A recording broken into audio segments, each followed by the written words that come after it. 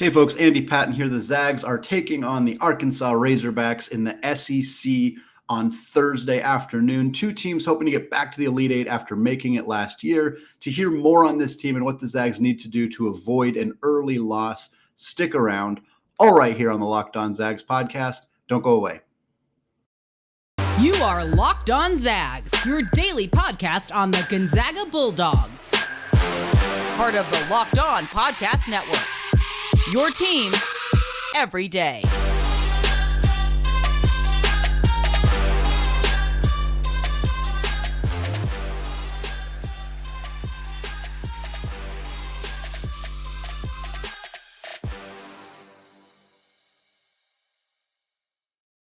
What is going on, y'all? Welcome to the Locked On Zags podcast, part of the Locked On Podcast Network, your team every day. I'm your host and longtime Gonzaga podcaster, Andy Patton, here to take you through what has been an exciting season of Gonzaga basketball. I want to thank all of you who make this podcast your first listen every day. I know some of you have been listening to me for a very, very long time. I appreciate all of you, and I appreciate all of you who are brand new to the show.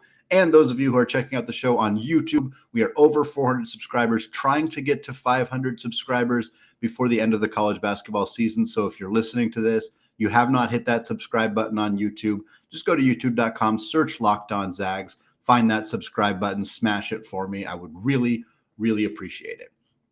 We're talking all things Arkansas Razorbacks today, the Hogs of the SEC. That is the team Gonzaga takes on next, the number 4 seed in the West region.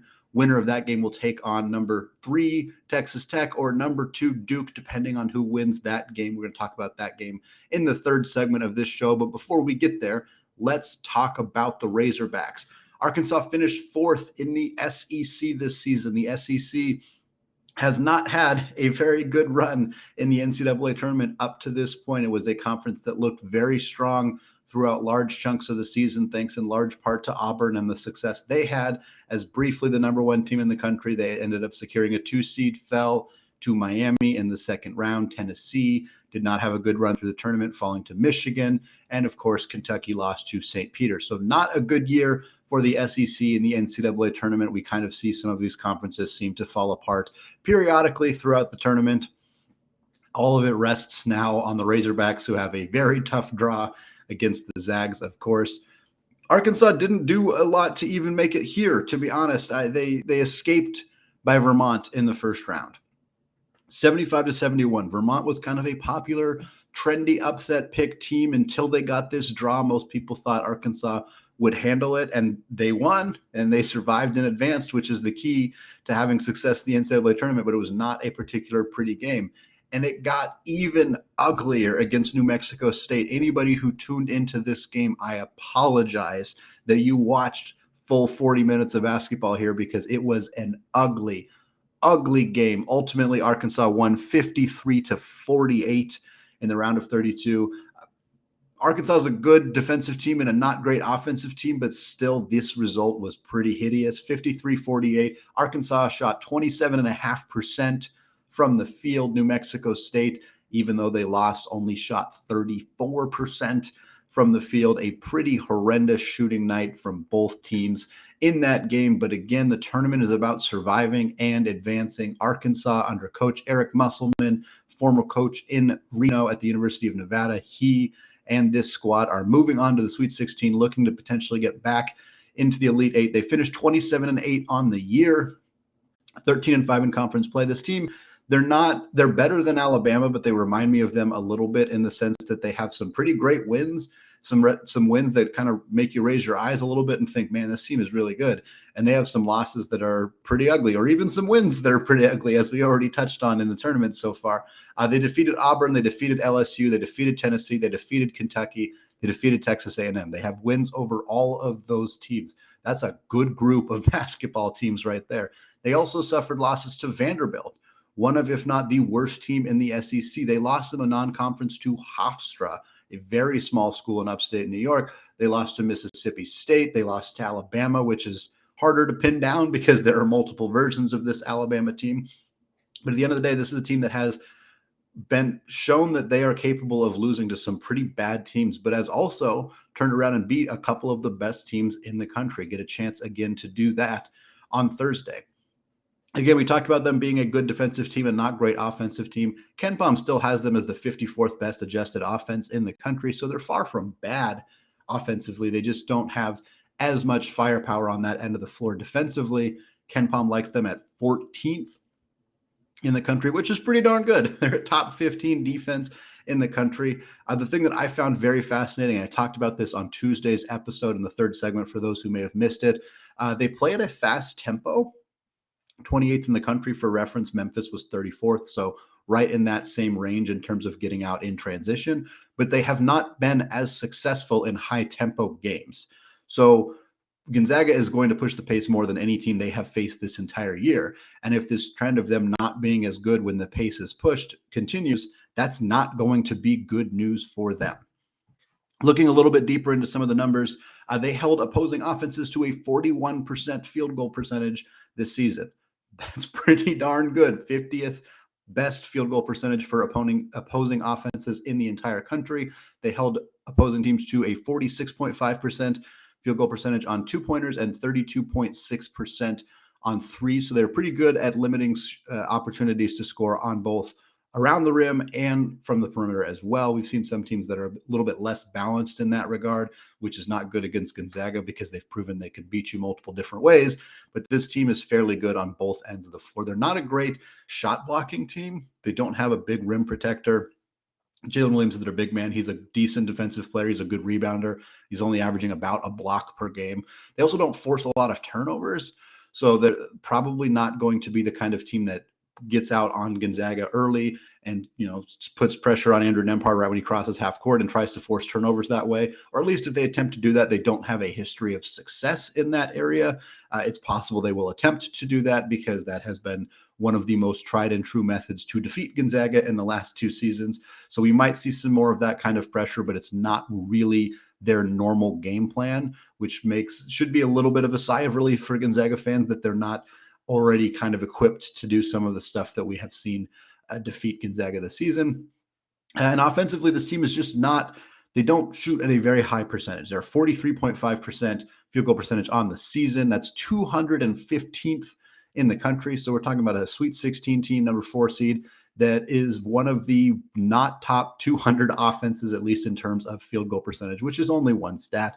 Obviously, there's a lot more to look at in that regard. They are shooting about 50% on 2-pointers. This is the key to the game, primarily for me. Their guards, very, very good at getting downhill, attacking the basket, getting to the free throw line. They're not a great outside shooting team. They don't have a lot of low post scorers. They're not, built like Memphis with DeAndre Williams and Jalen Duren. They're not built like Duke, where they have multiple offensive weapons at different positions. They have good scoring guards who are not great outside shooters. So they're going to attempt to get to the rim. They're a 30.5% three-point shooting team. That's 324th in the country. Not a good outside shooting team. Their offensive game plan: get to the rim, draw contact, get to the free throw line.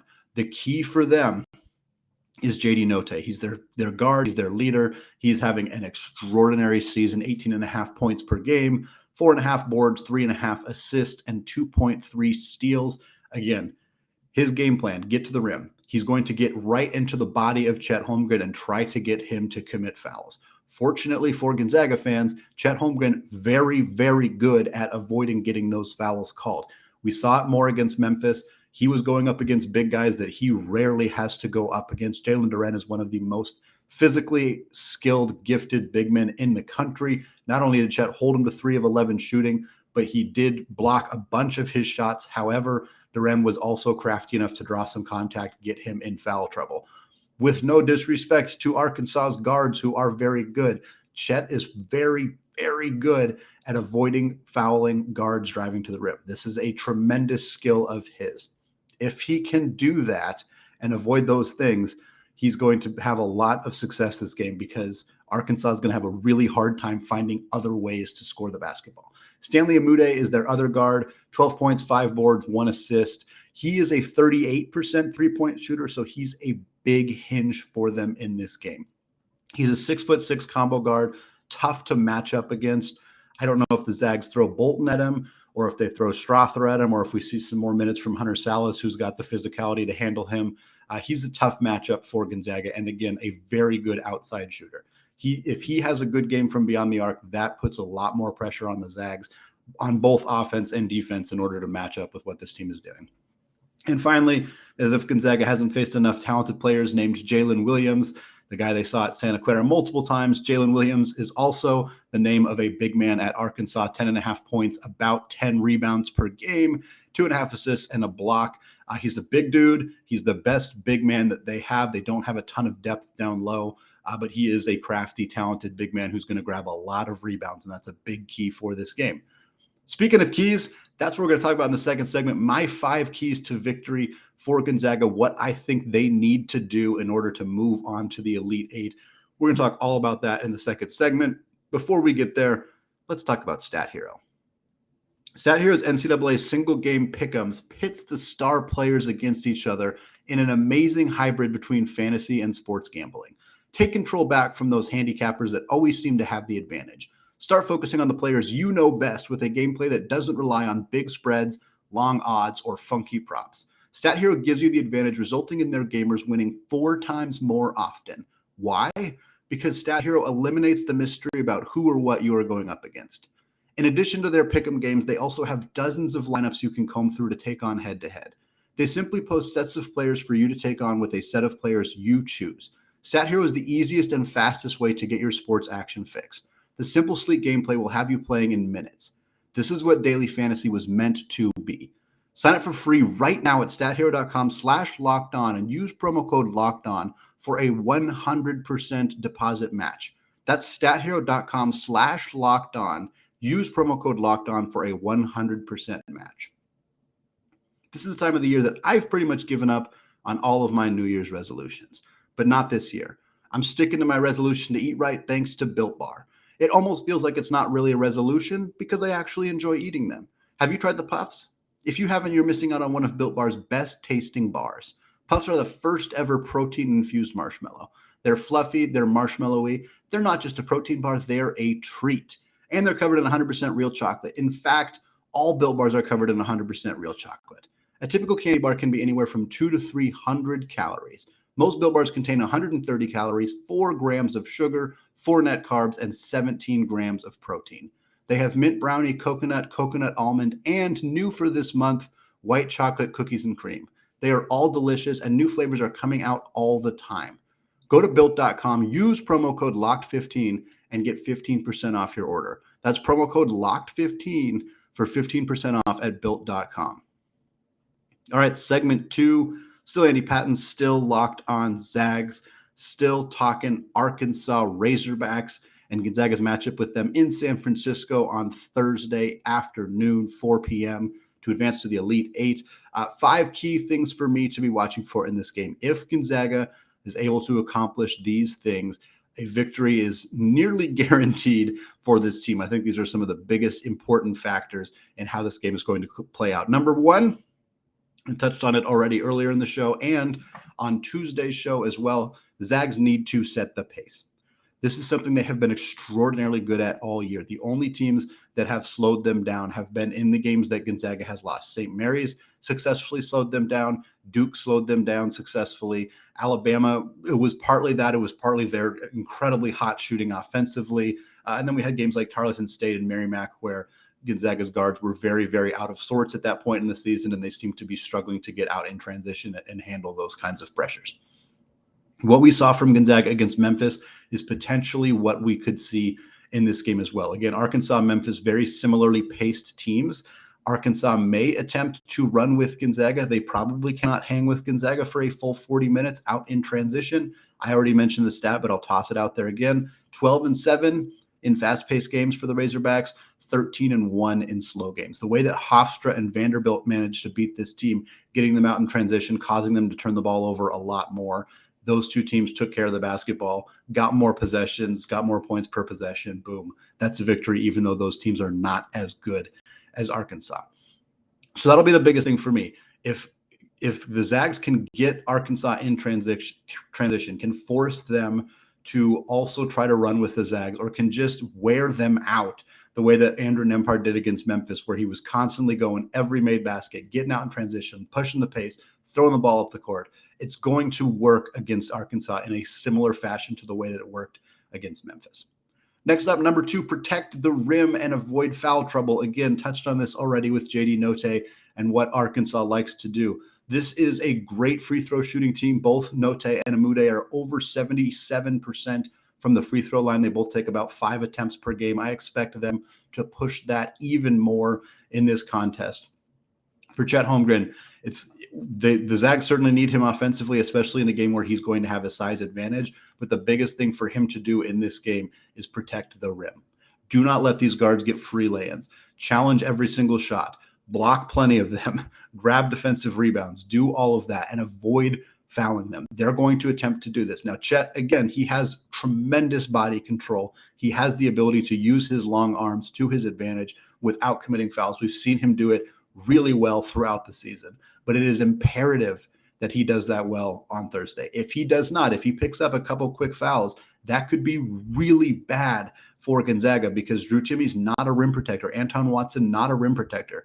Notae, Amude, the rest of Arkansas's guards are going to get to the rim. They're going to draw contact. They're going to get free throws. And if Chet Holmgren is not there to prevent that, that could make things get a little out of hand early. So this is a huge game for Chet Holmgren defensively. I know it doesn't look as exciting as like a matchup with Jalen Duren or a potential impending matchup with Banchero or Mark Williams, but it is an critical game for Chet Holmgren to prove that he can handle guards who are trying to challenge him at the rim. Next up, on a similar note, win the rebounding battle. Arkansas is not a big team, but they are a tenacious rebounding team. They average about 36 boards per game. This is a good rebounding team. They're going to try to get offensive rebounds. They're going to challenge to not let Gonzaga get second chance opportunities. The Zags need to win the rebounding battle. It's always important to win the rebounding battle. It's usually a very good barometer for success. But in a game where they're not playing as big of a team, it is important that Gonzaga cleans house on the glass, because if they let Arkansas get second chance opportunities, if they don't give themselves opportunities to get second chances, then they're going to have some problems in this game.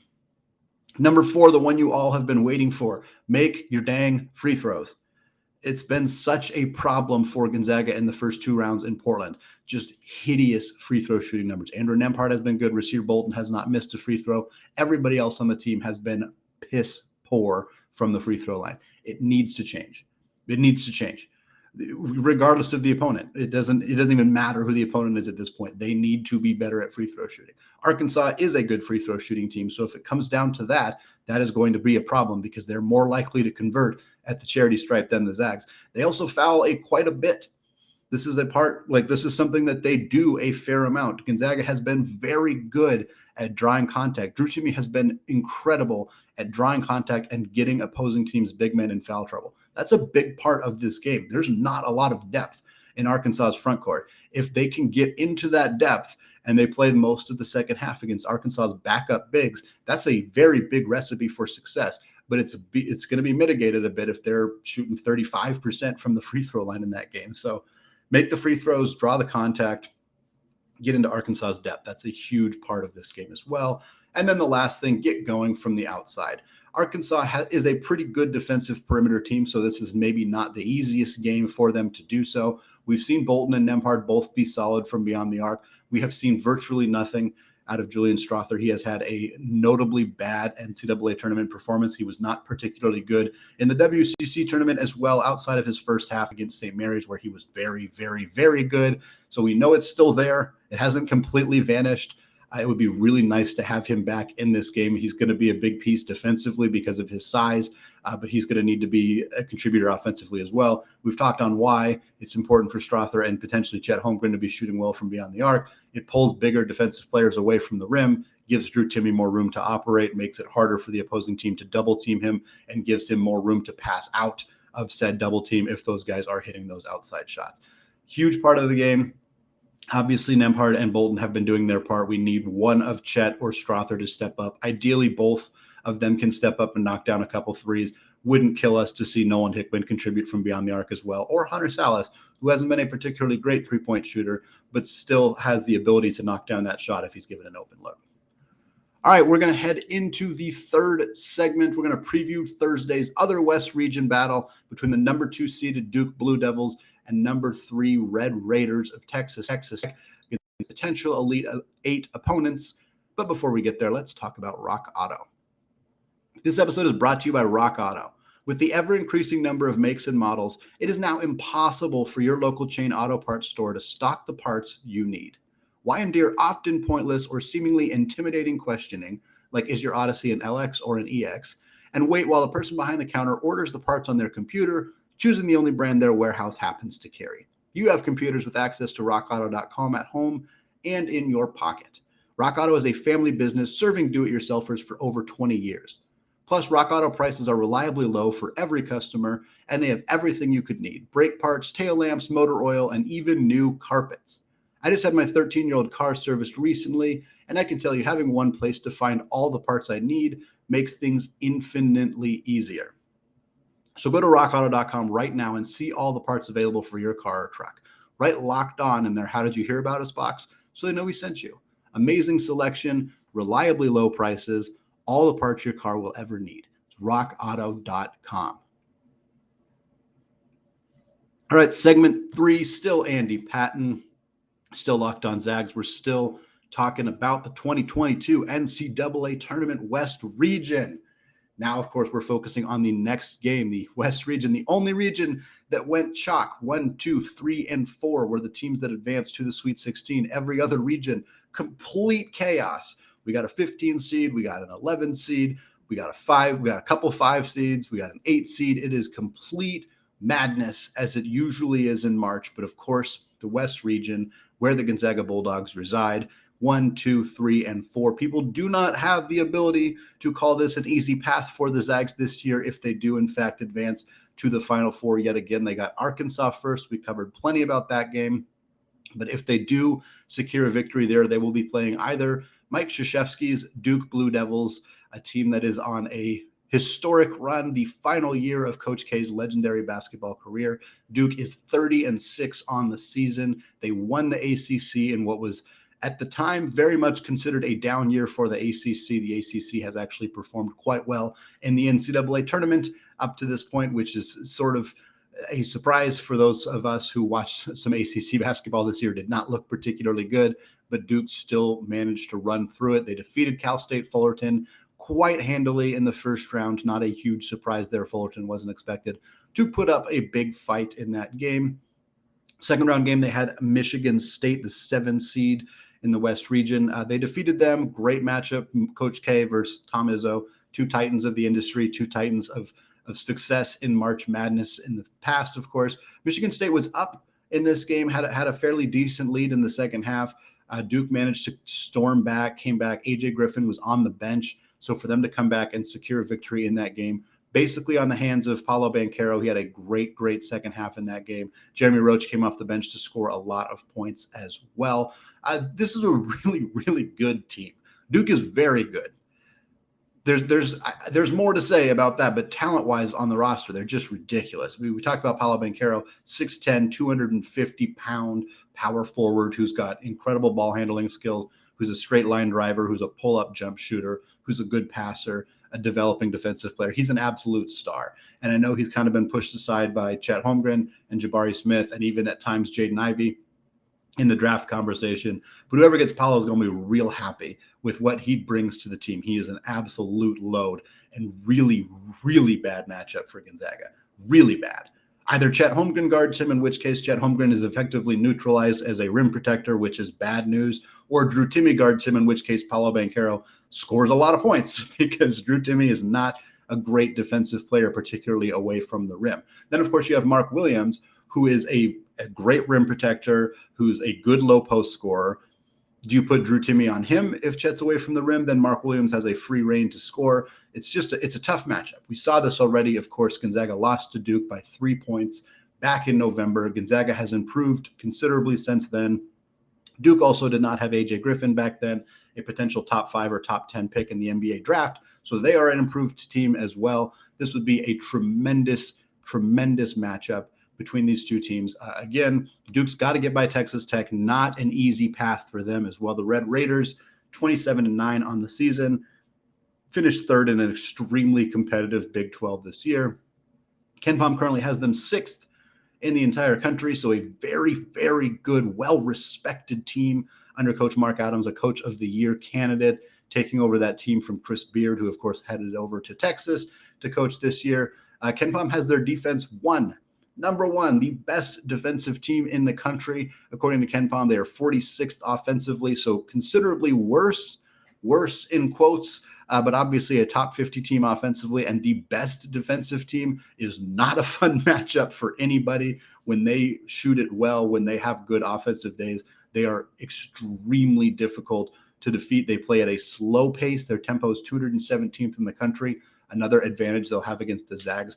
Of course, while it's easy to talk about the ways that they are a poor matchup for Gonzaga, it is also important to note that Gonzaga beat this team. They didn't beat Texas Tech a few years ago. They beat this year's Texas Tech team in December in Phoenix. They shot it extremely well. You could tell Coach Adams and the Red Raiders had the plan to really bottle up the bigs, clog the paint, force Gonzaga to beat them from the outside. At the time, that was a phenomenal strategy. Gonzaga was not shooting well from beyond the arc. They came out and lit it up in that game and scored a bunch of points from beyond the arc. It's kind of one of those things where I think if you're a coach, you're like, what can we do? We forced them to do what they are the worst at, and they just proved that they can still do it. So that was kind of the strategy there. It'll be interesting to see if they adjust their defensive strategy, if they end up defeating Duke, and Gonzaga, of course, advances on. It would be a rematch of the 2019 Elite Eight, which I know is going to make some Gonzaga fans hyperventilate a little bit, as that was a really, really tough game for the Zags, unfortunately. Not that a rematch against Duke is not going to get some of the blood boiling as well. Either way, Gonzaga is going to have a really fun game on their hands in the Elite Eight with the opportunity to move to the Final Four. Of course, you never want to overlook any opponent, as Mark Few would tell you. You certainly do not want to overlook Arkansas, a very, very good, analytically savvy team that is going to give Gonzaga every single thing that they got. We're going to talk more about that game on Thursday's show, hoping to have a guest on to be able to talk a little bit more about Arkansas and what they have done this season. So look out for that show on Thursday. And of course, a recap game on Friday after Gonzaga's game. On Thursday, I'm looking forward to chatting with you all during the game. I'm not going to be there like I was for the Portland game, so I'll have a little bit more free time and perhaps a little bit less anxiety while watching the games. Again, all of this right here on the Locked On Zags podcast, available wherever you get your podcasts and available on YouTube. Check it out there if you have not already. Finally, thank you again to those of you who make Locked On Zags your first listen every day. Now's a great time to make your second listen, the Locked On NFL Draft podcast. Ryan Tracy and former NFL cornerback Eric Crocker bring the NFL draft to life every day with insight and analysis on college football prospects and NFL front offices. It's free and available wherever you get your podcasts. All right, thank you all for listening, and go Zags.